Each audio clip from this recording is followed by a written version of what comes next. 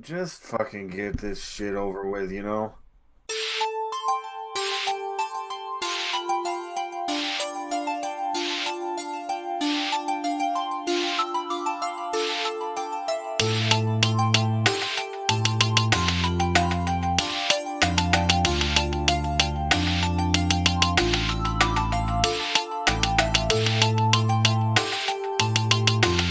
Take your jacket off and stay a while. It's the Jacket Off Podcast, episode 28. We've put many, many jackets on the rack since the last one. Many of them have fallen off or gotten over-laundered and shrunk. That's why you dry clean. That's why you dry clean. Speaking of dry cleaning, Brent's business trips are probably part of the reason diving why. right into it. No, no, no, no. I won't even tell you about the travel part of it. I don't really have to. Um, Suffice it to say, if you really wanted a very succinct tip for like almost like a more like Rick Steves or Anthony Bourdain way of looking at this rather than a funny way, Savannah's a pretty nice town. And I highly recommend anybody who wants just a nice little Is that what that song's about? what? Did you say Savannah? Yeah. Didn't someone leave their heart in Savannah? Oh la la. Uh, I thought you were gonna get it confused for Rosanna by isn't that a song by Toto? Savannah, Savannah. Is that it? That's the one, right? Yeah. Um okay. Just the top five for Savannah. Accents, totally awesome. Really, really funny accents that are just phenomenal. Number two, if you're down by the Riverwalk in Savannah, please do me a favor. Go down to Wet Willie's. Wet Willie's is the greatest of all fucking liquor-based establishments. The business model of Wet Willie's is quite simple. Savannah has a limited open container policy for certain areas of the city. Wet Willie's being in one of the central areas where it's a little bit looser. And the loose part of it is that you can carry around an open alcoholic container as long as it's made out of plastic. Okay. So you go into Wet Willie's and you see what is quite possibly the greatest Slurpee machines to ever exist. It's basically just at least 20 alcoholic Slurpee machines. And every single one of them is made from Wet Willie's patented 190 proof grain alcohol blend.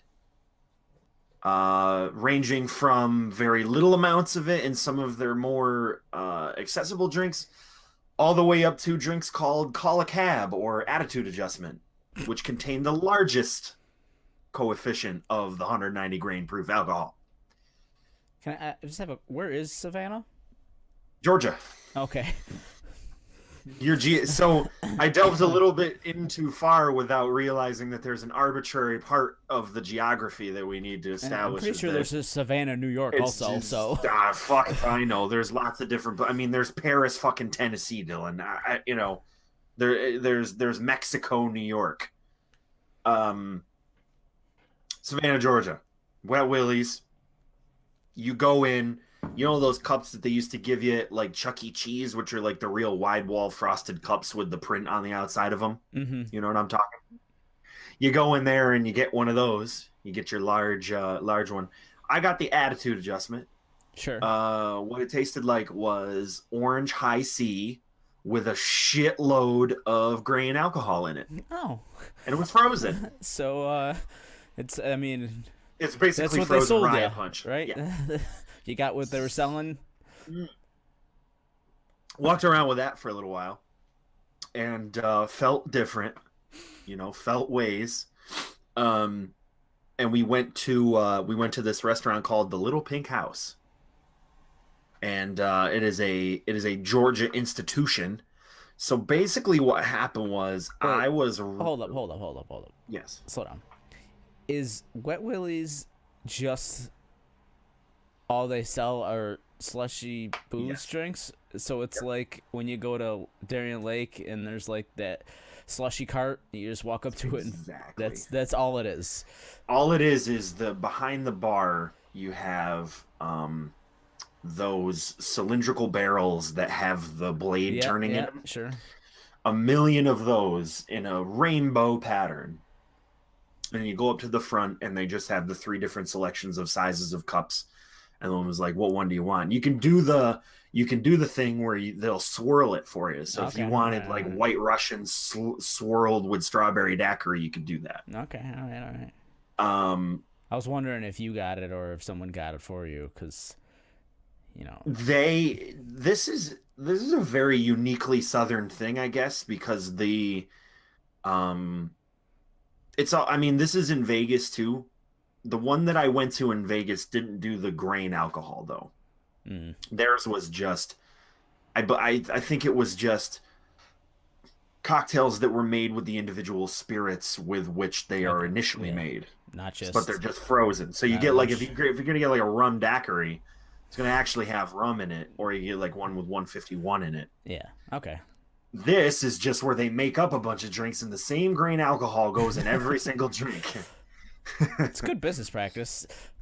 It's so based on the area that I was in, it was uproariously tourist. Like, I mean, and it's not a very big area. It doesn't go for very long, but it's like cobblestone sidewalks and like a park area right next to the river, and these big fucking like those big New Orleans type boats are coming in, like those gambly boats, the paddle steam Mm-hmm. wheel type Yeah, mini haha type of shit. sure. Those are coming in and they're fucking huge. And it definitely seems like this Wet Willie's concept. I mean, when we were at the hotel that we were doing the enrollment at in the beginning of the day, the guy who schedules all of the stuff comes down and he's like, just to let you guys know, if you're planning on going out to Savannah later on in the afternoon, or if if you got a couple hours, go over to the Riverwalk. It's awesome. And if you want some adult beverages, go into Wet Willie. I mean, this is completely unprompted. We didn't Yeah. ask this guy, like, what should we do? This was literally the first thing he said. So I was like, when we stumbled upon it, I was like, we have to go in there. We have to do this. I mean, he If said someone nothing else randomly but this. suggests you Wet Willie's, you just I'm gonna fucking you take go his see word what it for it. is. Um, that's why I said, this is definitely an area where, like, I could see us, like, if we wanted to do like a longer trip, like a big one, or like a festival in the South somewhere or something like that. I could definitely see us doing something like this. Um, and just going and hitting this river walk and getting trashed. It's like a million bars. And it's kind of chill. The whole area is actually real chill. And it seems like it'd be like a fucking riot, especially like if they have like festivals and whatever the hell they do down there. Um anyway, Savannah, nice town, easy to get drunk in, great food. Holy fuck, I had some food, boy. Is I that a had some seafood place or huh? is that a seafood place? The Tourism the or pink. Oh yeah, yeah. Oh my god, dude. It's like the two things that you're gonna get probably the best of in Georgia are Gulf seafood, and you're gonna get really amazing Southern food. But you can get amazing Southern food in like Louisiana or in Texas or in like even some parts of Florida. You could get yeah. great Southern food, but in Georgia itself, and I'm sure people would argue this, but this is where Southern food became what it is. It's collard greens, macaroni and cheese, Cornbread. cornbread, pork burn ends, fucking some of the little bit of the Texas stuff in there. It's like it's super refined and it's really good. That Pink House place is like this, like it's like you're stepping into Django Unchained. Like you go in there and it's like this like French colonial, and you're eating in somebody's living room. Like Cracker It just Barrel. oh yeah, like Cracker Barrel, yeah, totally authentic, like Cracker Barrel is. Okay. All the work that they put into that. You just it's like eating in your kitchen. It's like eating in the It, kitchen table. the like literally when you're sitting down at this table, there's a fireplace right next to you. It's like a coal fireplace.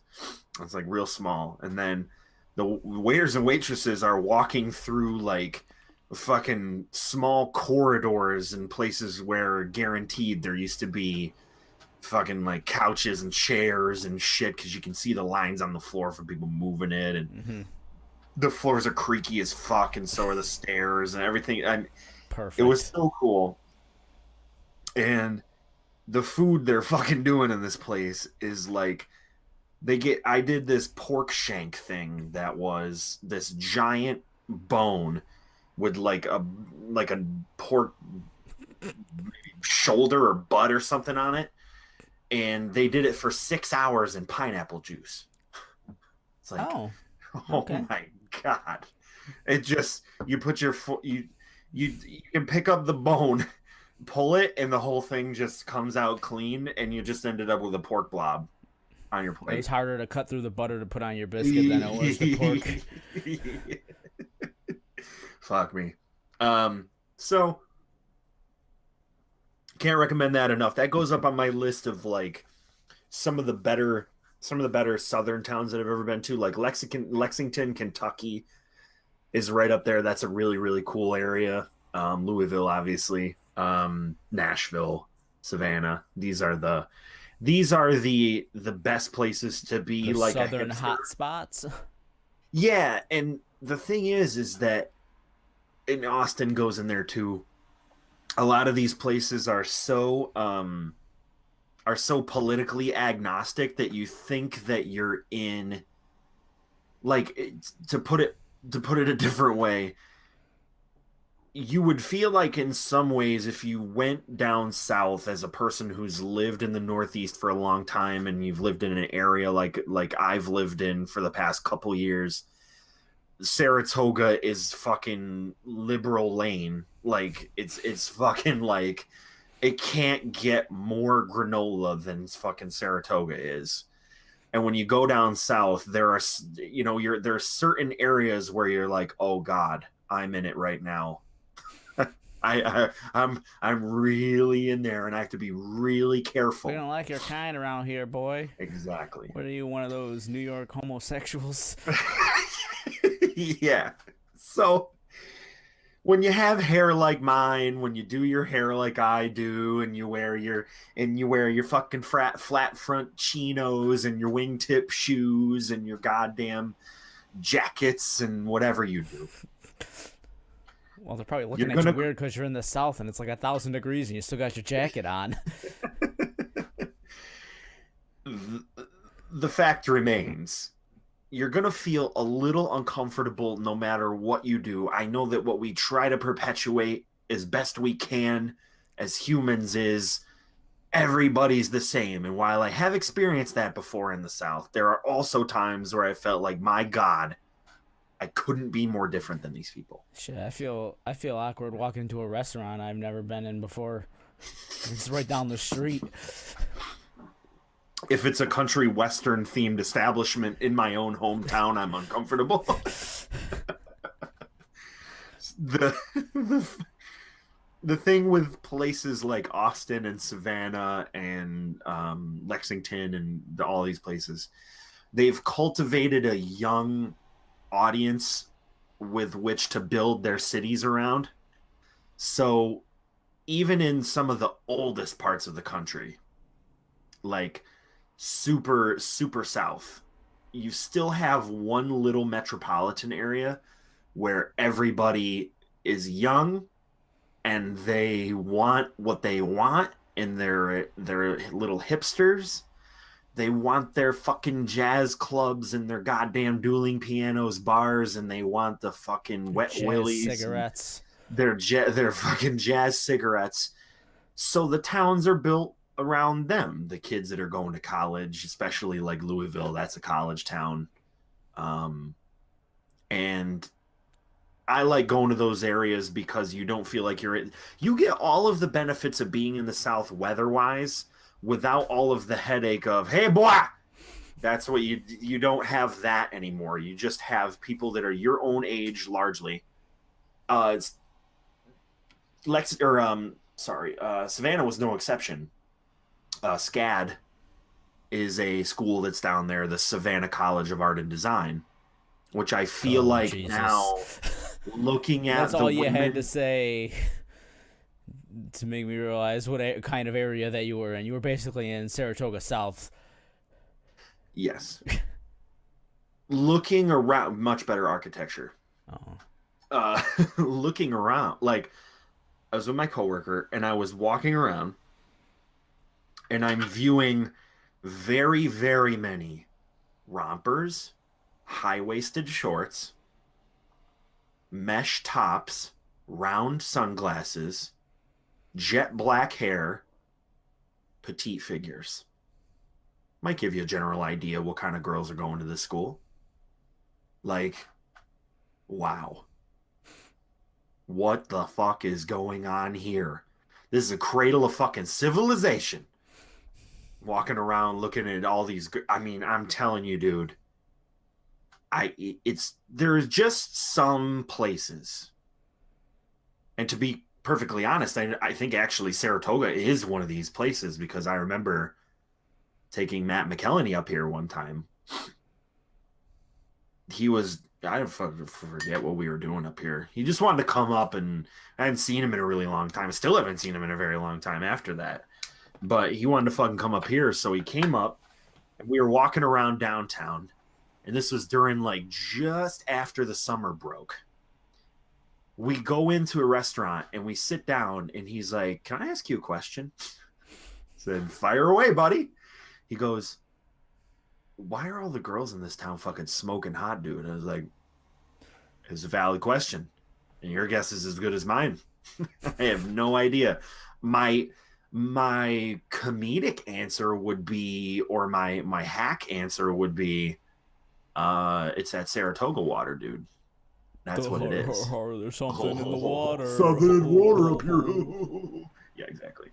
The only thing in the water around here is iron. Everyone's or Yeah. mercury. That's what I was looking for, not iron.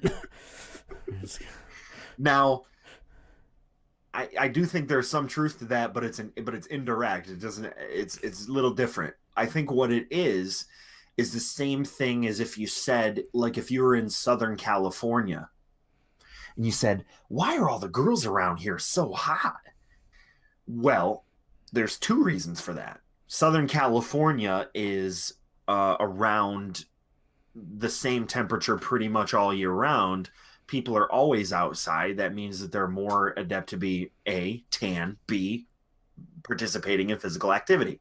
So you have a lot of fit people. Now, what do fit people like to do? What they like to do is they like to have sex with each other. So then they produce more fit and attractive people.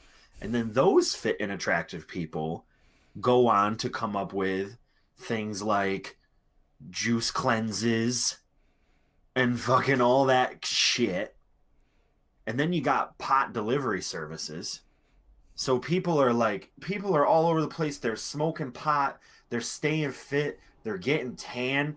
Their skin's fucking glowing because they're eating wheatgrass fucking 24 hours a fucking day. Eating wheatgrass and shitting out diamonds. Saratoga, you got these girls who are drinking Saratoga water. They've heard of all the health benefits, and now they're like going to the little apothecary shops on the fucking corner, and they're getting their CBD oils and their fucking all this shit. And they're dressing nice because all the boutiques around Saratoga, because it's a small business category, they're all gonna deal right to these little petite little Saratoga things. I didn't tell Matt that. That was just a formulaic thing that I sort of come up with after the fact. Sure. You figured it out, Brent. Listen, I don't got all the answers. I just know that there's some hot ass broads in Saratoga. That's the end of the seminar. I don't Broads. know what else to tell you. Uh, so speaking of CBDs, I decided to try it. I said CBD oil in like a minute ago. Oh. I still don't know what that was. CBD is I still don't know how to pronounce it. Cannabidiol, Weed oil? cannabidiol. Yeah. Oh. But it's where they take all the THC out of it, so the psychoactive element is gone. But the feeling better aspect remains.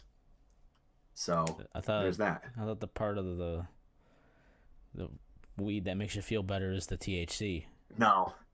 Well, it depends on what feel better is, because the THC part, the psychoactive part, is what makes you have the very like introspective thoughts and the normal stuff that like again inside your own head thing that weed normally has. The CBD is what gives you the pain relief or numbing like body effect of it. That's what the rest of it is. And it's not just that, it's a couple other Is things. that stuff illegal too, or No. okay? No, the way that they make it is Weed's fairly illegal, but yeah. I don't know if that's something you could go to the store and buy. Yeah, you can. I ordered it online because the only places that would really sell it are going to be marked the fuck up. Well, no, because again, Saratoga, they ain't going to look at you for shit. You can go around and do anything you want everywhere. Oh, that's right. The only two places that sell it are actually right next to each other. There's a hookah bar and a fucking weed shop that are right next to each other in Saratoga, and each of them has some sort of CBD product. They have a few of them.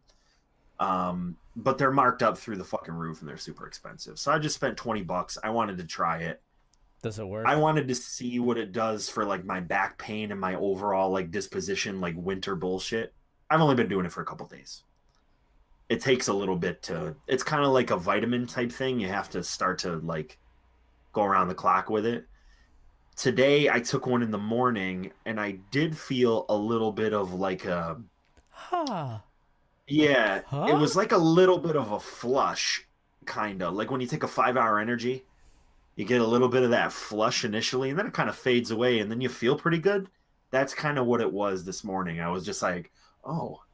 And my back pain, it seems to be a little bit better. And it could be placebo, but honestly, if it is, keep that shit rolling. Cool. Like, I hope I hope that the $20 snake oil I bought is working like a real thing, but trick my stupid brain, my stupid dumbass brain, into thinking that it's working.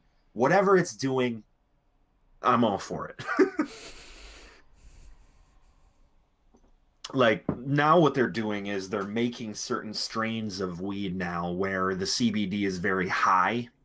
Okay. So that what you could do now is if you wanted to do a weed that was like a little bit psychoactive, just has a little bit of a weed type of thing going on. Who's ready to party? Yeah, just a little. You didn't want to fucking be destroyed. You could get one that has more of the pain relieving aspects or more of like the body high type of aspects to it if you wanted to. There obviously you're not going to get any of that shit around here because there isn't anybody consciously growing weed. It's like, yeah, I removed a little bit of the THC. It's like you get what you get, and I grew this under my mattress. Yeah, with grow lights from Home Depot. All right. Listen, I don't know what it's going to do to you, guy, but just get out of my car. It's what the main. So hopefully that, because honest to Christ, I haven't felt more shit than in the past month. Like from a like just wanting to be a person at level, it's at like a 1 out of 100. It's like 100% person. I'm at 1% over the past month and rising. 99% garbage. 1% person, 99% hot gas. And I needed something. I was like, this is crazy Get a that I'm dog. just. Well, that was I'm not. You're not far off. Um, I was so depressed right after right after we went to Marshmallow. About probably 4 or 5 days after that. I think we recorded a pod one. We recorded a pod that weekend, right? Because we Yeah. talked about it. Yeah. Right after that, so within the last, I mean, because I think I can't even remember. I think it's been 2 weeks Yeah. since then. Yeah. Yeah. During those 2 weeks was Yeah. like the worst of it. It was so bad. I was like, when I'd hit the weekend, I was just fucking miserable. And I felt like shit. And I was thinking, I was like, what is there something I can do?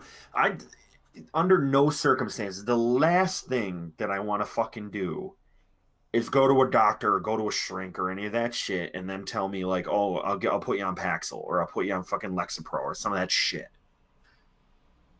There's got to be again a granola way to fucking do this to where like I can feel like me again. Like me in the summer is completely different than me in the winter. Like me in the winter, the only parts that people see, probably people in the world, like in the outside world, they probably don't see me as much different because most of the time, if I'm like turbo depressed in winter, I just go around to people and I'm just like, hey guys, what's going on? And then I go home and I'm like, God, I'm losing the will to live. Do your jig. Huh? Do your jig.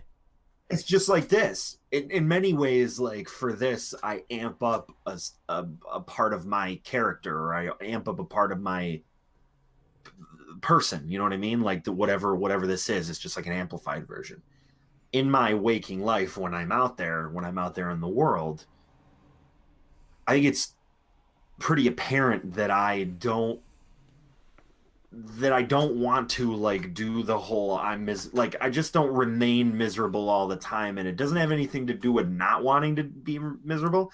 It has to do with not wanting people to know that I am. Oh, That's what it I is. think we gotta. I think we gotta change the subject of this podcast. I can't call two podcasts "Stay Miserable."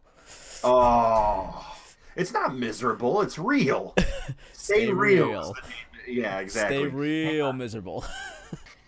Um, yeah, we could change the subject. We don't need to talk about whatever declining or advancing state of mental health I'm in. That's just, that's just the soup du jour of the past couple weeks. Um, the the other stuff. What else is there?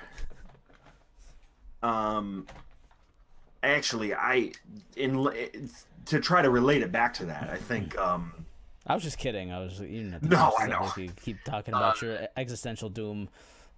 I mean, in many ways, the only purpose sometimes of this podcast is for me to exercise that particular demon. But at the same point, You don't like exercising, so yeah, like I said, it kind of swings right back around to the doing this in real life thing. I feel like there's a lot of people who are like, I don't want to fucking talk about this guy. Like, why? Like, if I'm at work and I'm having some sort of fucking like existential crisis, it's like walk into one of my coworkers' office and start spilling the fucking beans, and they're hey, like, "What? bud. Hey, buddy." It's like, oh, Get out of I don't want to deal with this guy right now. Um, people got too many problems of their own. That's the thing that I've been learning right there.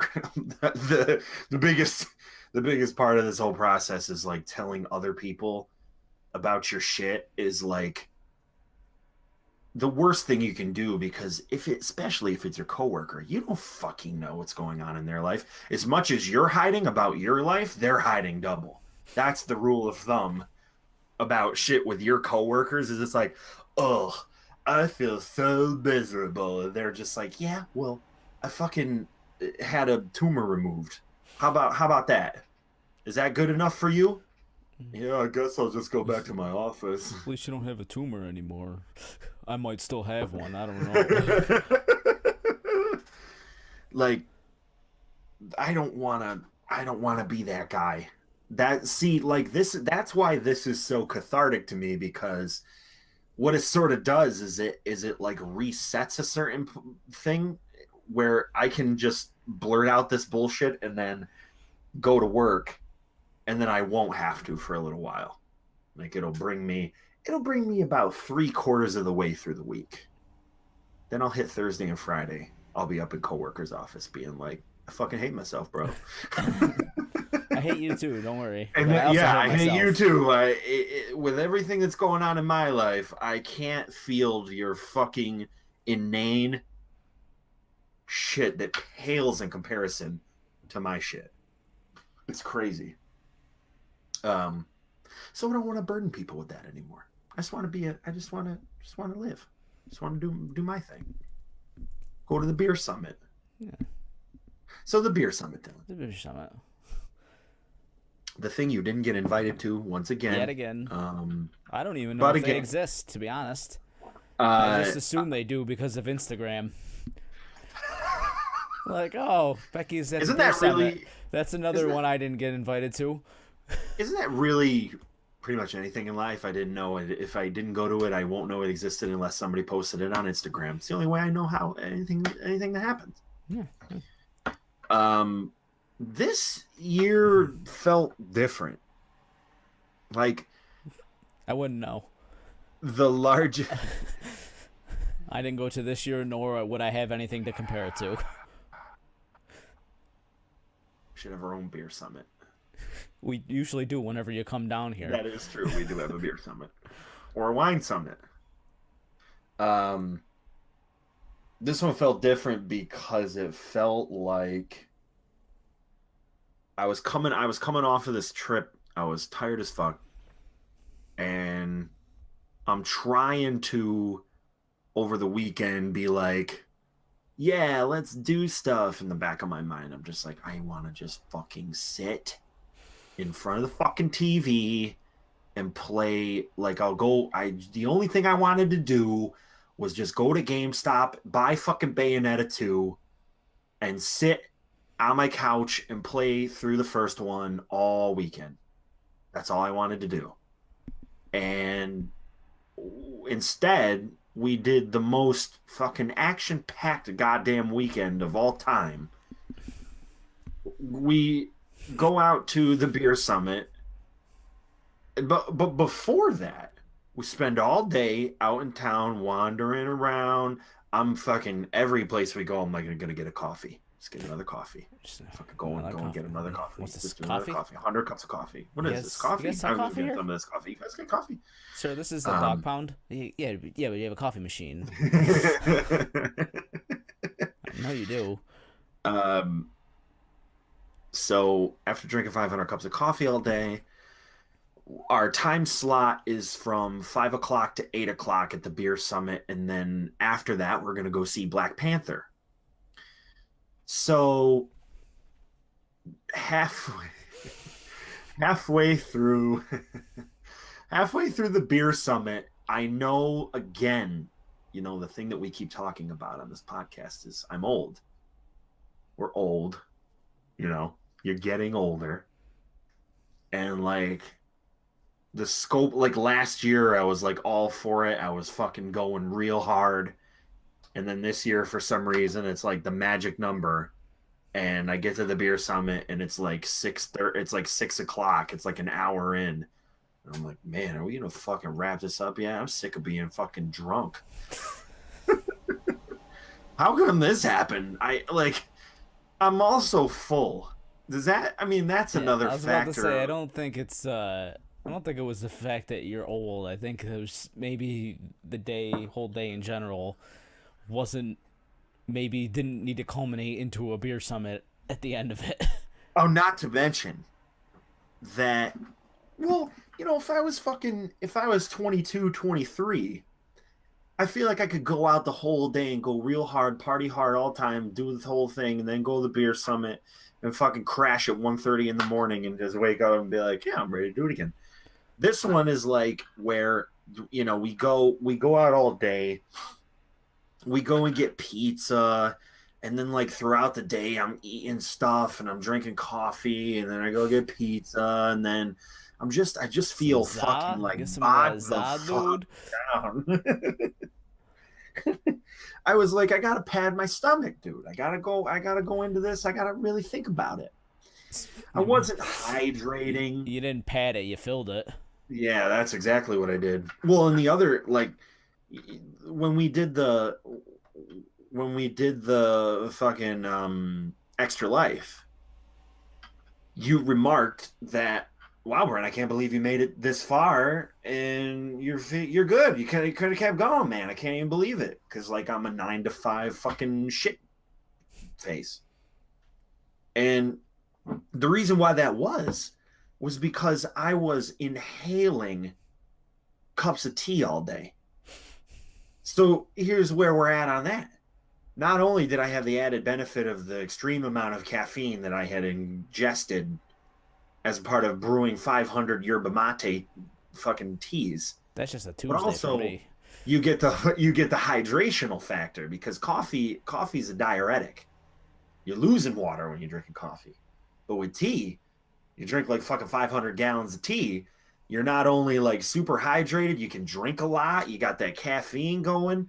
You know, I ate lightly. I didn't eat like a garbage pile. So now you're basically superhuman. You're like a marathon runner. You've ingested just the right amount of food to keep yourself going. You get that Yeah, nice Brent, compare energy yourself to a marathon runner. all day. All day I do it. It's tough. It's tough, man. It's hard out there. So I did, in fact, probably quite the opposite. All I did was drink coffee all day and then ate 2 slices of pizza za. and then za, ate Two 2 slices slices? of za man, and then go to this beer summit. And you know, you you start off with the best of intentions, like I I don't feel uncomfortable. You're fucking uncomfortable, dude. And then you're going through and you're like drinking fucking peanut butter and jelly stouts and fucking uh double IPAs at like 11.5 alcohol, and you're just like it's hard. That's You why I'm get drinking this you white get full afro. you get full from drinking that stuff on an empty stomach. I was what I was trying to do the whole time was like and also like I'd been on my feet all day, which is no excuse there, really. But at the same time, you start to like, if you're not drunk enough, You you get start to tired. feel the fat pains.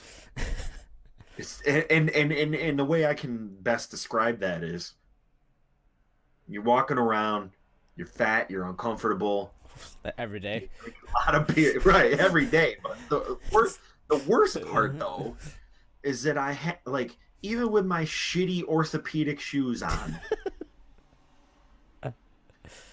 I'm walking around and I'm just walking on cement all day. Hey Becky, I don't Sidewalks. feel so good. Yeah. Like you want to be the cool fit hipster dude that goes into the beer summit. He's able to tie one on super solid. Maybe he's 23. He's 23. He's got a nice pair of fucking flat front skinny chinos on. And he's got a nice pair of fucking, like I said before, a nice pair of wingtips. And he's wearing a nice dress shirt. Maybe he's got a slouchy beanie on. Wicked nicely trimmed beard. Maybe some beard oil in it. Maybe it smells like lavender. I don't know. I'd have to get close enough to find out. But Are we describing your dream date, or I'm a little yeah, yeah, confused yeah, here? yeah. No. I I want to lost. be this person. Oh, I okay, don't want to date the person. I I want to lost the be this story person. about like So five articles of clothing in, so I I couldn't remember what we were talking about. I thought we were in the fucking clothing. I thought we were in Macy's for a second. Um, but that guy's coming into the beer summit, And your He's mouth, skinny. He might apparently. have a little bit of a paunch on him from drinking a little bit too much fucking IPAs every once in a while, you know. But he's not me. He's not coming in fucking 50 pounds overweight on orthopedic shoes because my podiatrist said, "Hey, buddy, you might want to lose a couple pounds. Maybe your feet won't hurt so bad, Tubbs. Maybe your feet No. won't hurt so bad, Timmy Tubbs." Is there shoes I could buy to make this better? Because I'd rather do that. He's like, "You can try, but you know, the fatter you get, Toby, the more your feet are gonna hurt. That's called gravity. That's called stress exerted on your joints. You know, if you're fat, you might as well be 90." Because the force you're exerting on your joints is the same thing as somebody who has lost 100 fucking pounds and now gravity is their enemy. What if I get a sex swing and put it on wheels and cart myself around so I'm floating? You'll turn into a gelatinous mass of fucking underused joints and muscles. Hey, Doc, It's you like, ever seen Wall-E? You're smart. How far are we from that? You think my feet will make it to then? Because I'll just stop coming here and wait for that. What I was saying about that, I'm not kidding. I've been having problems with my feet my whole life. Skinny, fat, whatever, doesn't matter. Fat doesn't make it any better. But I went in there and he's like, you know, you go in, you do just normally what you do with the doctors to catch up. They take your weight and blood pressure, you know, all the fucking normal shit. Sure. I get in and I sit down. He was looking at the fucking file and he's like, "So you're having trouble with your feet, you have pain?" And it's like, "Yeah, my whole life I've had like horrible problems with my feet." And he goes, "Well, let me take your shoes off. Let's take some measurements." So I took some fucking measurements of my feet. And then he's like, "So Ew, you freak." take a look." Yeah, exactly. He's like, "Take a look at this." So he's like, let me show you your shoes right now. I was wearing a pair of like fucking shitty New Balance shoes. He's like, "Here's the problem. You can look at your shoe and it's tilting to the left. Like I never noticed it before, but you can physically look at a pair of my shoes and they tilt in. And I'm literally putting my weight in the wrong area on my foot all the time. And it makes my shoes like bend. So you can watch them like flex." Yeah, I got bent ass shoes too, but that's because I got flat feet, so they stretch You out. do? You have flat feet too? Yeah. You should get fucking just at least the insoles for your own shoes. Because they'll probably help you. My Just feet get don't fucking... hurt, though. I just have flat feet. Well, but you gotta, like, I feel like if you go any further, you might, because you're on your feet all day. This looks like go any further. I work like 10 hours a day on my Yeah, I feet the know, whole but day. I'm saying, like, you might be causing damage that you're not aware of now that might crop up a little bit later if you're not Yeah, properly fucking controlling whatever. that shit. Hopefully I get hit by a car by then. I'll be fine. See, that's the point, Dylan. What are we always talking about? What we're talking about is the fucking the delicate transition from recognizing that I have limitations as a person, and now I'm older, and now I have to start accepting things. Oh boy, I work in an office. I might be becoming a young professional. That's stupid. I don't want to be that. I might have flat feet and might be causing permanent damage to my joints. Oh, don't worry about that. Just wear the cool shoes that everybody else wears. Well, eventually that shit's going to get stripped away.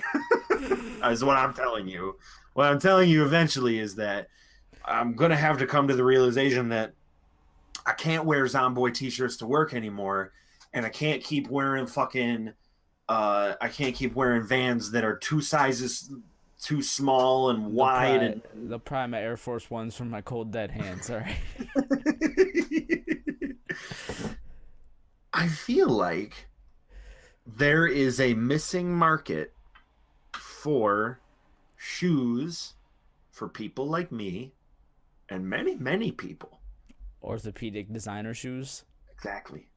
Why can't I make a pair of fucking motion control fucking Jordans? Why, like, even athletes have problems with shit like this. Why the fuck can't they have a nice shoe that looks cool, that maybe not the company makes, but maybe I start off trying to make shoes that maybe don't necessarily mimic other shoe I think you need designs, a but try to factory take of reference Indonesian to it. children to start make shoes. So Exactly. get on that. I want to take a business trip there. I'll tell you. I just tell an investor, listen, for a scant $100,000 investment, I could buy a defunct factory in Indonesia, get a bunch of kids in there, and have them make reinforced designer shoes for specific needs that people get. Nobody talks about it. Kanye West isn't on stage with the fucking Yeezy boosts on talking about plantar fasciitis. He's just wearing them. Regular width. What if Kanye West has wide feet? Is he addressing the issue? Has anybody ever measured his feet?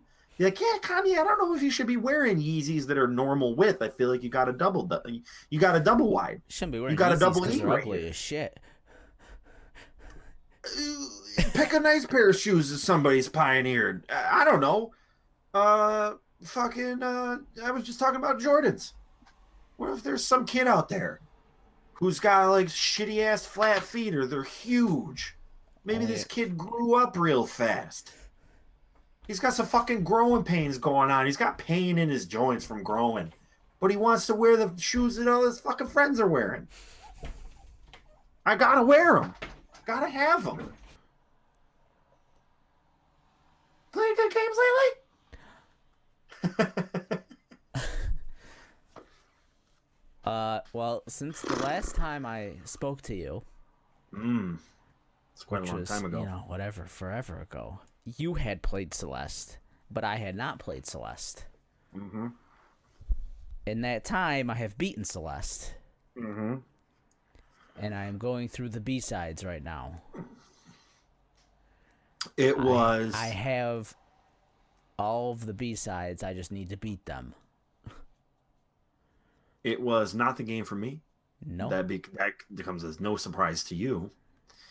I could have saw you maybe getting into it, but then I got into it at first because obviously it was easy to begin with. You sort of feel like at least you're a little bit ahead of the curve when you're playing it. And it's like, oh, this is it's a very challenging game or whatever. It's just dashing across gaps. Sure. Doing and some then, wall jumps. Then the problem becomes, you're not playing Steam World Dig anymore. Now you're playing Super Meat Boy. And when you get to that part, when you get to the part where you're like, oh, okay, now I gotta string it's combos of jump gauntlet. dash. That was where I lost it because I was looking, actually I satisfied my need for looking for this experience at the time. I don't know why. I think I was just looking for a cheap, fun platformer to play that wasn't Mario. Just a little thing. Which was what the one benefit of Celeste is that you can just roll right into it and just do a couple, try to, piss yourself off for 20 minutes and then be done with it. Yeah. I might go back to it. It was just that at the time I had Mario and I was playing that and I had such a great experience playing that game. Like it's one of the most fulfilling games that I could think of, that it made Celeste seem just not great. It's actively against you, whereas Mario's actively like helping the player. It is for you. Mario's actively like active towards satisfaction. Like there's a moon behind every corner. Like, oh, I got a moon. And Celeste is like, maybe you might get the strawberry. Otherwise, fuck you. You know what? You're best off just not even going for the strawberry because you're gonna have a hard enough time getting off the screen. I felt, I mean, the way I played it was that every strawberry I came across, I felt I had to get. I know you were telling me that, and for me, this is going to tell you enough about my experience of the game to understand why I kind of quit it. Was because I didn't do that. There were parts where if I'd try like 3, 4, 5 times to get the strawberry. If I couldn't do it, I moved on. Yeah. I bet there are just as many people out there that probably did it like that. That's probably very similar to what my gaming style is across the board. I'm gonna move on if I can, in the event should I not be able to do it within a reasonable capacity. Because I'm not very good. That's the thing.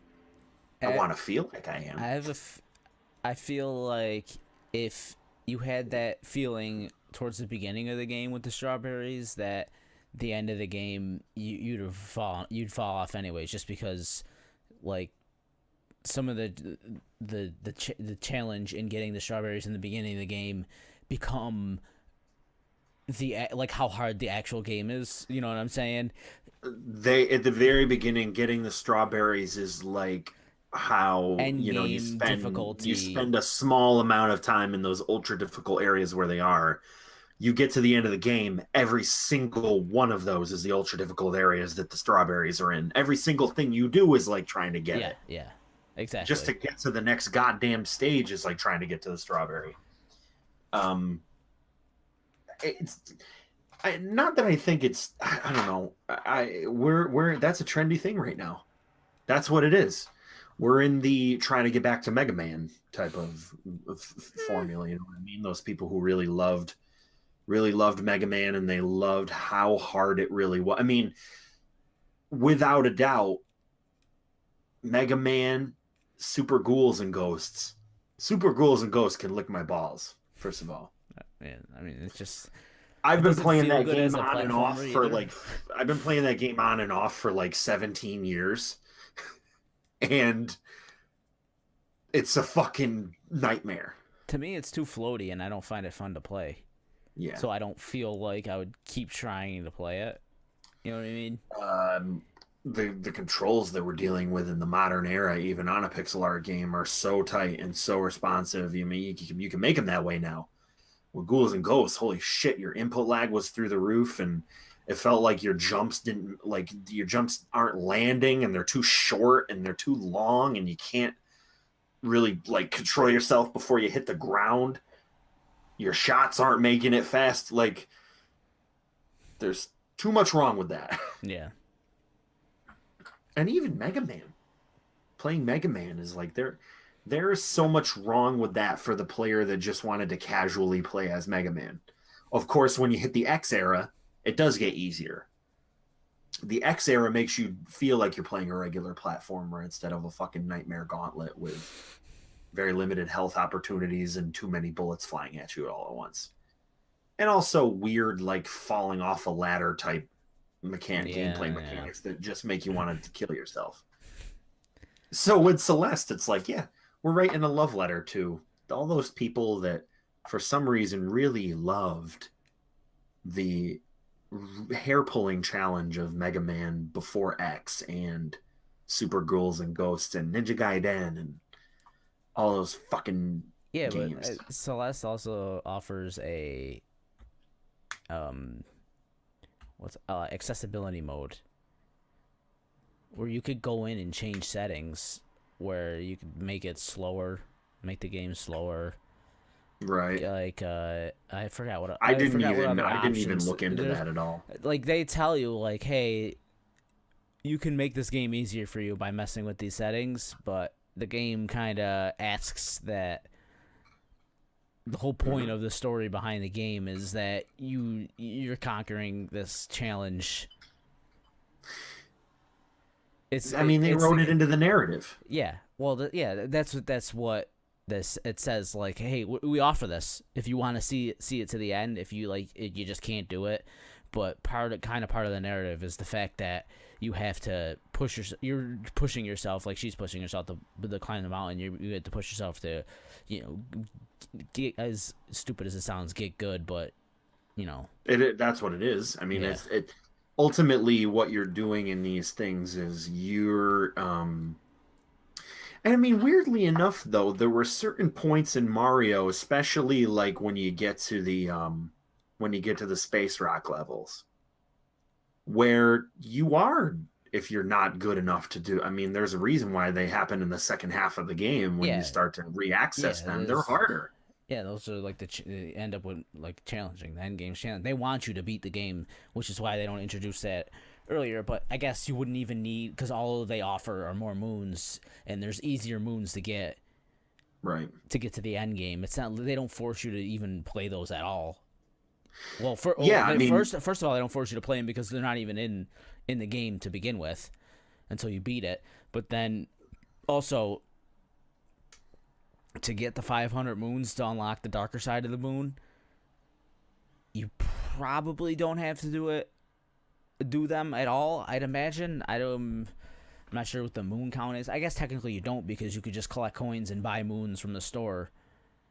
At yeah, like you 10, probably 10 would pack be able to. 10 Yeah. packs like for like 1,000 I think. So you could just grind coins to get to the end game, but even if you couldn't if you couldn't beat those levels, you're not going to be able to beat the end game anyways cuz the end game is just like the hardest version of all those levels to begin with. Um, right now, I'm just going back through the levels and hitting all of the space cubes and trying to do those levels, the individual levels, and then Is this the first time you return to some of those levels? Because like uh, once you return after you beat like the main boss of the yeah, level, the level like changes like in a lot of them. Like the level itself yeah. is like if I don't know if you Um, noticed. Yeah, there are some clear differences in some of the stuff, and also like obviously Luigi's Balloon fucking Fantasy just Oh came yeah, out I too, and I haven't was even checked that out yet. fucking around with a little bit of that. But you know what? It's really not that great. Well, Um, it was just like a crazy like get back I think like just it's it's just a cool challenge mode. I It think it's like wasn't anything I think it's the special. wrong type of mode for this. Really? Like that. Yeah, the only reason why I say that is because if you went through well, part of it is there's a betting system involved. So if you've made it through the game, let's say like you're rocking like 2-3 thousand coins, not like very many coins at all, Mhm. because you've spent your shit on costumes or whatever you did. If you're a person who like wants to get all that stuff and like wear all the costumes or even just casually, I didn't buy a lot of costumes as I was going. Yeah, some of them I you bought had them to for buy. level. Yeah, some of them you Oh, I had mean, to, right? yeah. But even that's not coins. Those are the purple coins in the level to get Right. those to get the So costumes that you need for the mhm. moons. So that's not even The affected by coins, it. if you were going through and if you wanted, oh, I'm having a hard time with this, maybe I'll just buy an extra 3 life heart, or maybe I'll get like a. If you were doing that through the whole game, you were spending some coins. So I'm at like 2,000 or 2,500 coins or something like that. Not a lot. Um, you're betting against people to when you go in there that you can find the balloon in the time that they've set, which is obviously like a Mario Maker type thing where you have this person has to find their coin that they've set or have to get, actually it's inherent in the design of it. Because if you're going to go hide it, the time that it took for the person to go hide that coin is the same amount of time that it should be for you to go get it, moving at the same rate. So it's proven that they've completed it. So what you have to do is you have to bet 45 coins for a reward of 150 that you can get to that balloon as fast as the person who hit it. That's what the main concept of it is. And you can Okay. also hide balloons yourself as well. But what you do is if you want to make money, if you want to make coins, you make it so that, let's say, you're going to go hide a balloon, but you're going to do one where uh, you jump. Like there's some people that guaranteed did it like this, where they run like they're at a very high platform. Mhm. They've run to the end of the platform. They've jumped really far. Like they've done a Z jump and they've gone really far, and then they just fly down and they find themselves in a spot. When they land, shake it off, drop the balloon, that's the run. So what you have to do is figure out if you can do the exact same thing and get your ass to that balloon by falling down, kind of like in some of the harder race runs during the game, the races, Yeah. where like you're just jumping off a fucking building. I guarantee that's what some people did based on how it looked. Oh, And probably. it's gonna, Try anything. They try juggling different jumps together to get to weird spots in a quicker time, yeah. so that the time sets like shorter. I just feel like But it doesn't. that's the whole point of it. Yeah, It did. I just for me, it didn't really offer that much more in the way of like a, because what it is it's like it's a passive participation for the online component. Yeah. It's like if I what I really want from this is like, is there a thing that we can do that's like where all everybody's doing playing it at once, or like where I join into something where there's a bunch of people somewhere or in an arena? Like that's what I was Is that looking what you for really like a, want out of Mario, though? no, if it were a mini game, I guess that's where I don't need it in You like the want initial Mario Party part. online? That's what you're saying. Yeah, I guess, but not even games. I guess just more like challenges that aren't just like, all right, now you do it. Like sometimes I feel like that just doesn't really like that just doesn't feel exciting for me. I was just like, all right, this guy Yeah. did this, now you do it. I mean, in Mario, all I could see is now you do it or race this person. You know what I mean? Yeah, yeah, there really isn't much You, more than I mean, it is what it is. Um, but I really do think that it's a game that has lived so far up to all of the hype. It really has. It's just it's really an incredibly well crafted platforming experience. It succeeds where almost everything else tends to fail.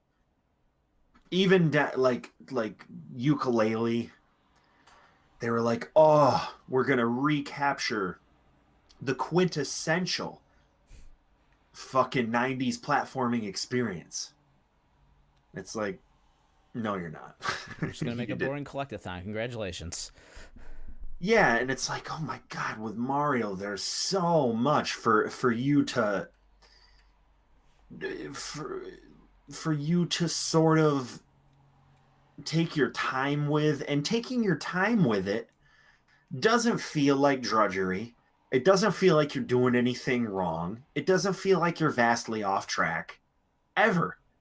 Whereas in some games, like I can very well imagine that in something like Zelda or something like Horizon or like what's, a very large game, a huge game. Sometimes you're going to feel like, well, what the fuck am I doing? I'm so far off the goddamn I'm in a subplot inside a subplot inside of a submission inside of an errand. What the hell am I doing? Or Fallout, like Fallout 4, like Jesus Christ. I can't get back to what the hell I was doing and I can't even remember what it was. But with Mario, you're just like, yeah, I was making my way to the boss over there, but I gotta do whatever. I'm gonna do some other stuff. I'll get there. You get right back. Yeah, yeah, exactly. You're just like, yeah, I'll get there. You don't have that overarching feeling of just like, how far can I go off of this path until I feel like I'm not going to be able to complete the game, or like I'm so far into the fucking weeds.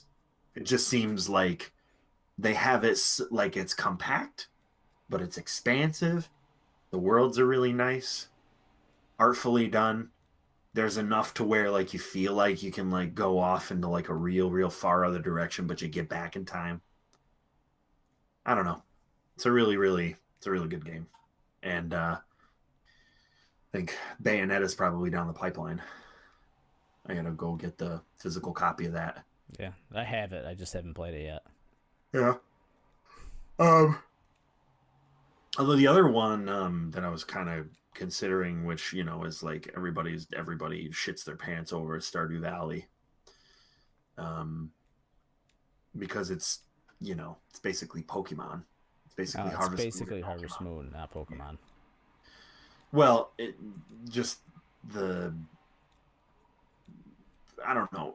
I don't know if I really would like that type of game anymore. I haven't played one in for a really long time. I have not in any way played a game like that. You might. Yeah, you never know. You just like hanging around, Just do it's another just one of doing those like nothing. just casual doing stuff type of games where you're not racing the clock, you're not fucking going nuts. You're just doing Nothing. Sims type shit, growing Farming. some Just farming. stuff. Yeah, it's kind of relaxing maybe if you I mean it's also one of those games where it can be pretty much whatever you want it to be. It could Sit be a there, little turn bit something on the faster. TV. Yeah. It's Harvest. it's the equivalent of that. Just Har- get something on the TV. I'm just gonna fucking veg the fuck out. Because it's like you do sort of get into games where like you just want to jump in. You don't. I mean, Steam World is kind of like that too. Steam World, you can just be like, yeah, I'll jump in for a couple minutes, dig a couple holes, figure out where I am, what I'm doing, upgrade a couple of my stuffs. Yeah. Another game I've Yeah, been playing is Iconoclast. Iconoclast. It's another pixel arty Metroidvania. Uh-huh. It's pretty good so far. It's a PS4? it's on the PS4. Yes, I'm playing on PC. Oh, all right. Um, it's interesting. I like the story. The story is interesting in it, which kind of keeps it going because when you played a Metroidvania, like what the fuck they gonna do to make it any more? Yeah. Sometimes it just gets old. You fall off of them pretty quickly when you're just basically doing the same loop. Like, oh, I can't get in this door. Well, I better go this way and do this to get this, and your Yeah. basic. But this one, I like what this like where the story's going. There's a lot of story in it to keep you Yeah. moving. Some of the mechanics are cool. Like you have a gun, so you have like a stun gun with like a bomb ball, like a bomb thing, and it has a charge on it. And you also have this wrench that you can like spin around and swing, and it allows you to like there's like bolts in the world, and some of the bolts you clip on to like open doors, and you get like right now as far as I don't know if there's going to be other ones, but I have like an electric wrench, so when I charge up all the way I get like a electric force field around me basically, and there's like little like elevators like things that you grab onto that take you Right. around once you get like electrocuted. It's like basically one of the power ups of you think in Metroid you turn into a little morph ball to get into the small areas. And Right. this you get an electric wrench that allows you to take these like little elevators places, and so it's pretty cool. The combat's fun. It's a lot more puzzly than some of those other Platform games. puzzle or Yeah, sliding? like kind of like platformy puzzle, like a lot of like going like, okay, I gotta go this way to open this door that allows me to get to that key that allows me to get to this, like this is all in like one area. I got you. And but I have like some of the stuff you got to use your bomb gun there, and you shoot them at these platforms and they slide across. So some of it's like, okay, I got to wrench this up Yeah. to I got to wrench this up to shoot this, so this slides over so that I can get in that hole. You know what I Yeah, mean? Like yeah. like stuff like that, and then like some of it's timed, so you gotta like do it perfectly, or like I gotta wrench this to ride this across there, and as I'm going across, I gotta shoot my thing to explode this platform to move over that way, so I can jump on it. To like, it's a lot of Okay. cool stuff like that in rooms, so that it's not just like, oh, I can't get through this door. Okay, I need the Falcon I'll key. go the other way. I need the thing that allows me to shoot blue bullets instead of the red bullets, or whatever. I got you. Okay. So you wind up Is with that like cool situations like that. I don't know. It's pretty how fun. much is that? It's I think it's 20. I want to say 20.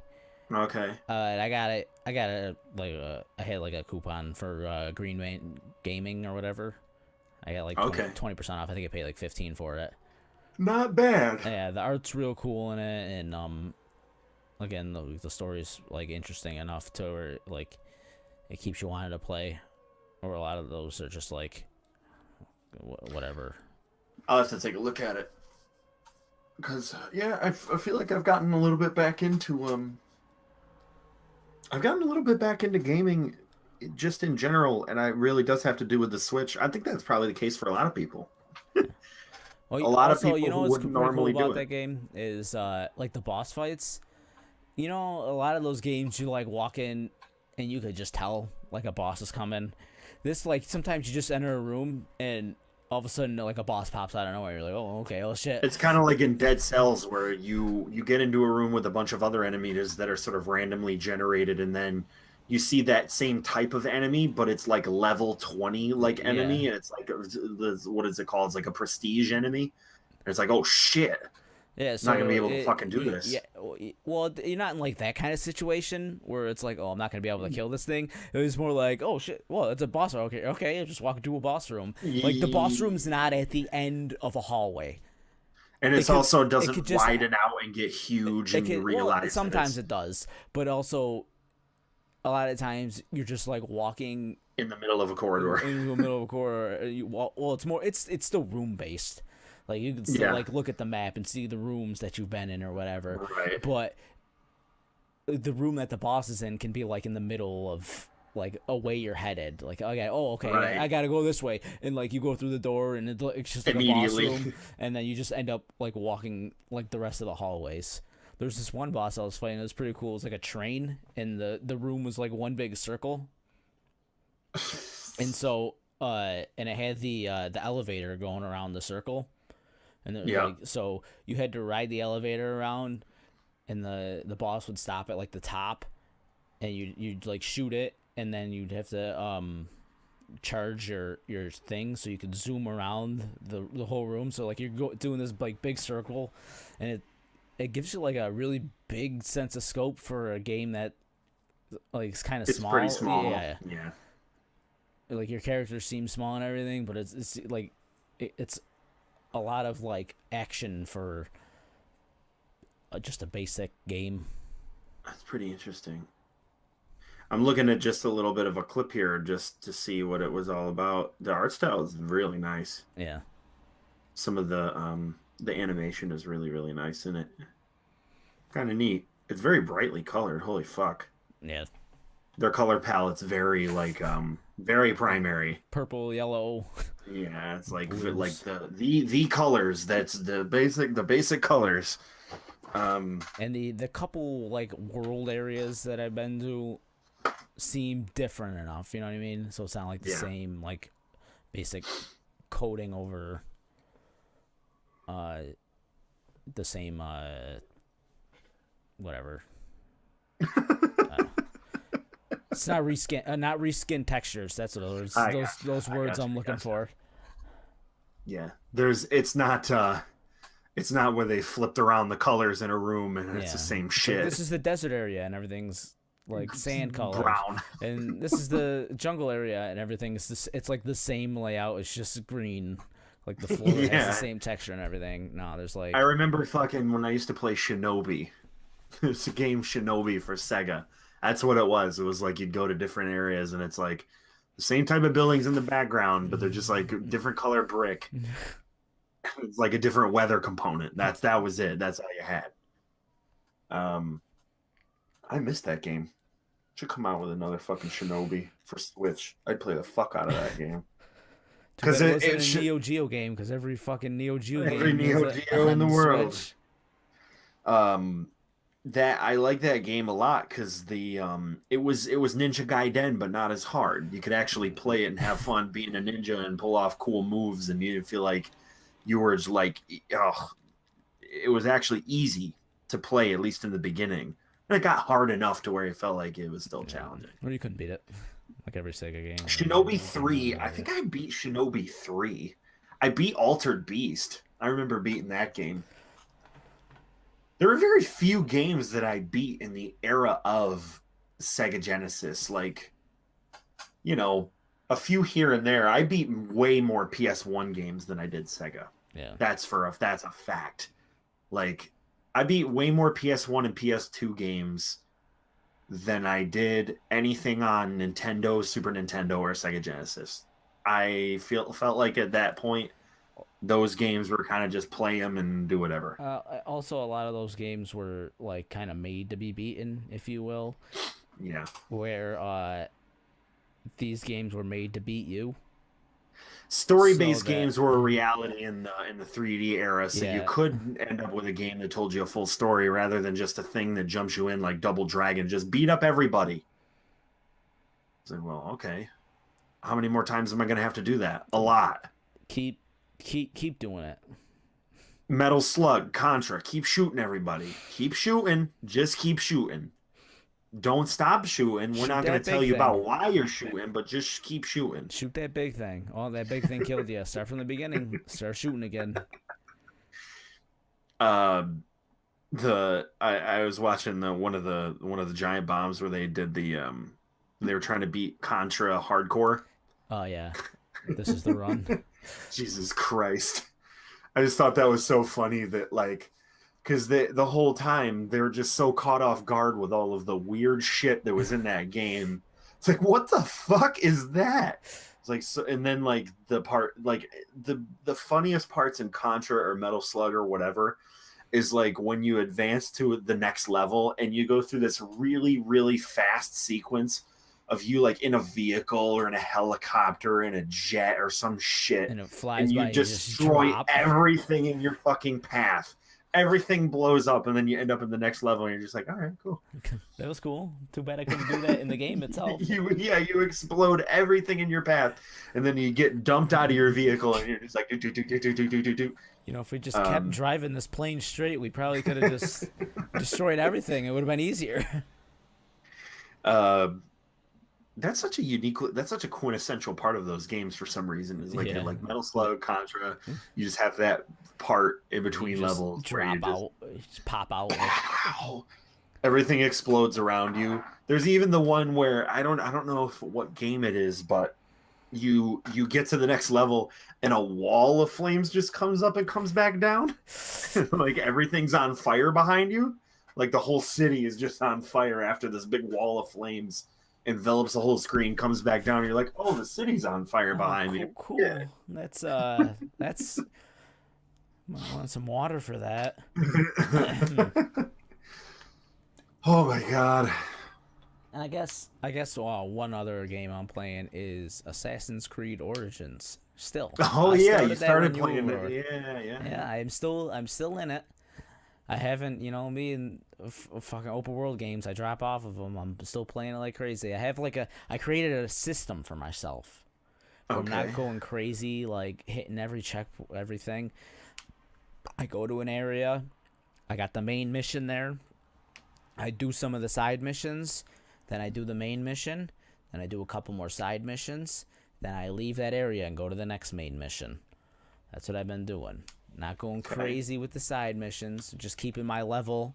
Keeping it, like, once my level's at a decent level to do the next, because every mission has, like, a suggested level or whatever. Right.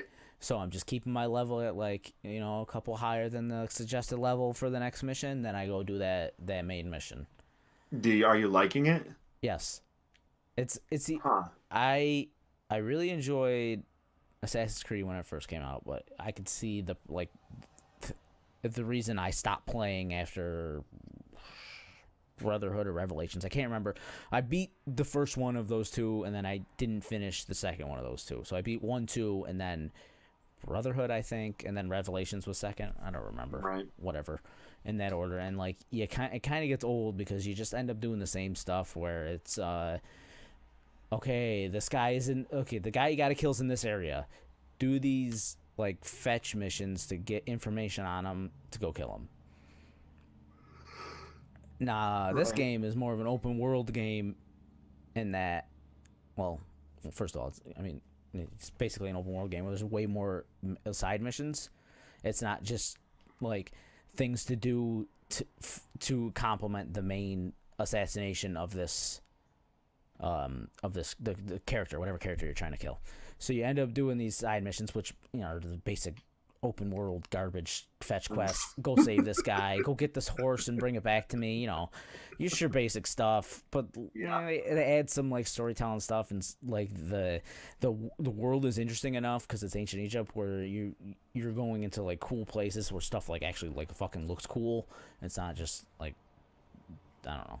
There's like temples and stuff you could go to, pyramids and stuff.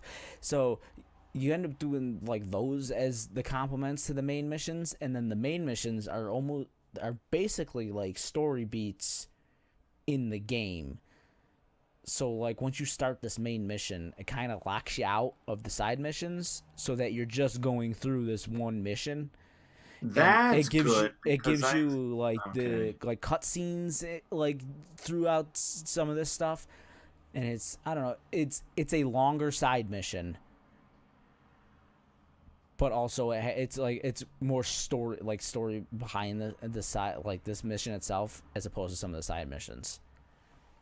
If you get what Okay. I'm saying there. Yeah, I think sometimes what I like out of an open world game is that if I do enter into a main story mission, I do want it to block out all the other bullshit. I do not want an NPC to just fucking run up on my ass while I'm trying to do something in a story and be like, "Save my child." It's like, but I have this. Okay, fine, I'll do that. And then you can end up getting sidetracked. I like having it so that your world Yeah, opens up and yeah, then you like sort of just funnel through it. yeah, you kind of yeah. It's more of like it funnels through that. If you like go into the missions, like I'm pretty sure it happens for all of them. I don't know if it just happened in this one part, and that's the only part I like actually checked. But when you like hit start to go see your quest, like all your other quests are blacked out and stuff, so you're basically only doing this. You know, I mean, you could just go off and do like the stuff that aren't the missions, like the bandit camps and the fucking the eagle, the synchronize with your eagle and bullshit. But Right. it kind of once you start It doing doesn't put this the emphasis on them. yes, once you start Right. doing this mission, it kind of tries to funnel you to do this mission, and then it breaks you out into back into the open world afterwards. And sometimes you end up going back to because it still has the Assassin's Creed bullshit with the Animus in it. Like you're still doing that, so sometimes you actually kick out of the Animus after you do a main mission. Like Right. that's how it kind of because you know in the it's similar to the first couple ones where when you do the as you like once you assassinate someone sometimes you get kicked out of the animus like that's the same thing with this when you do the main missions sometimes you'll get kicked out of the animus and they throw that like astrobago or whatever and the fucking all that animus bullshit at you through that way. Um, I kind of felt that same thing with Forza Horizon, where the reason why I dropped off that game was because the world was so incredibly large that if you did want to do just like the story of Forza Horizon, which really isn't a story, it's just the fun stuff that they should bring you to when you just want to do the game. Yeah. Like, give me the main challenges and give me the main races and the main stunts and the main shit. You are moving so far across the map to do different shit and driving that you get focused on, oh well, I could win this fucking car and I could do this and I got to collect that, and it's like, Jesus Christ, can you just tell me what the you know the main route for the How city do I is? get to the point B from you started me at point A? Now I just Help want me to get get to it to point where B. like, oh, now I'm like, and I mean that's what I like, is actually what I like more is going through the game, the main thing, which can be however many hours that is. And then I like being able to go back and then do whatever I want. That's what I like, doing it that way. If I did Forza Horizon, I complete the game. Now I have all of these areas open.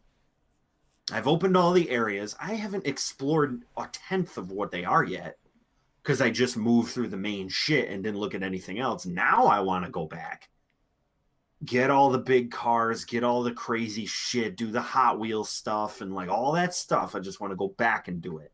I don't want to be every single time I get into the game sidetracked looking for a car parked in a fucking garage in the middle of a field somewhere that everybody else is looking for. Well, don't get it I, twisted. Assassin's Creed does do that, right. and they Yeah. actually kind of like force you to do the side missions. Like otherwise you're gonna be doing level 20 missions at level because they make you do them. You have to do enough to get yourself to the It's a level to where level. you Yeah, can you have complete to the raise next your main level, beat. but Yeah. if you, I mean, you don't have to do them all, Yeah. and you gotta kind of keep it on yourself to be like, okay, I've done enough. I can come back later. Right. There's a fast travel system. I can get back here in 2 seconds. One loading screen, I can be back in Alexandria. Okay, I don't need to stay here for 100 hours. Crikey. Open worlds. Life is like an open world, and I'm gonna ride it all night long unless I get distracted It's my favorite Billy Ray Cyrus song. with some bullshit. Tom Cochran. I've been putting together this playlist. I can wrap it up with this if you want, but Okay. I've been putting together this playlist, It's called You'll Never Guess. And it's all songs that by and large either people have given me or I've come up with or I've heard, or and what it is it's basically songs that nobody knows who the fuck sings them ever, but you've heard them a million times. A good example is Bitch by Meredith Brooks. I'm a bitch, I'm a lover, I'm a child. Nobody knows who sings that song. I proved it. I've asked a million people in my life, like, who sings that song? They're like, Alanis I have Morissette. no idea. Yeah, Alanis Morissette, it's gotta be. Or like Building a Mystery by Sarah McLachlan. Now people know who Sarah McLachlan is, they just don't know that she does that song. Building a mystery, something is worth it. Building a mystery. Or fucking Sounds like the Missing. intro to a Wishbone episode. the song and I miss you like the deserts miss the rain, and I miss you, of a classic 90s house hit by Everything But the Girl. I don't know what the fuck that is. So that's the playlist. And I feel like, and I was, you and I had talked before about trying to do some sort of YouTube series that I'm never going to do, but I feel like if I were to do one, that would be a really good one to do. Is like, hey, remember this song? I bet you can't guess who it is. And then just go into the song a little bit. Talk about it. Talk about the song. Talk about maybe why the hell nobody can remember it, whether it's like a one-hit wonder or if it was like the number 3 song that artist ever put out, or that maybe the other song like overshadowed it completely.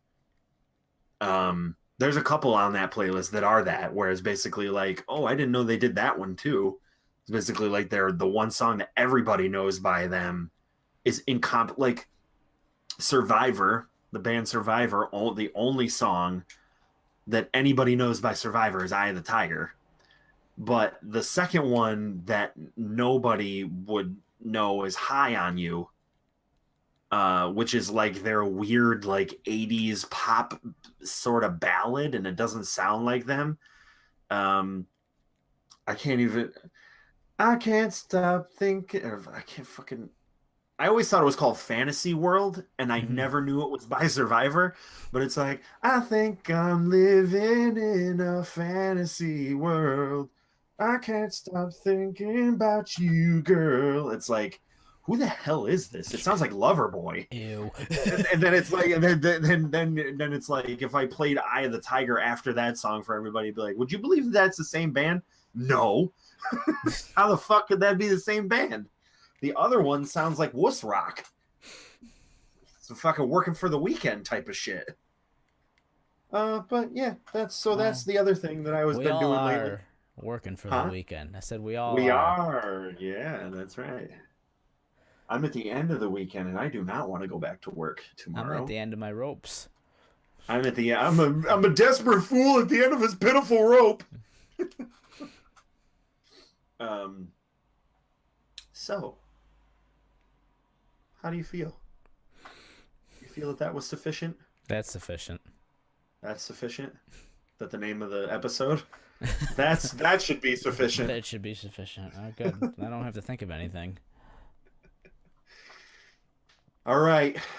That is today's, after the normal hiatus episode of the Jack It Off podcast. Remember, if you want to keep up with us in between the 2 to 3 weeks that this normally gets recorded, you can listen to the audio versions of the podcast posted below the video.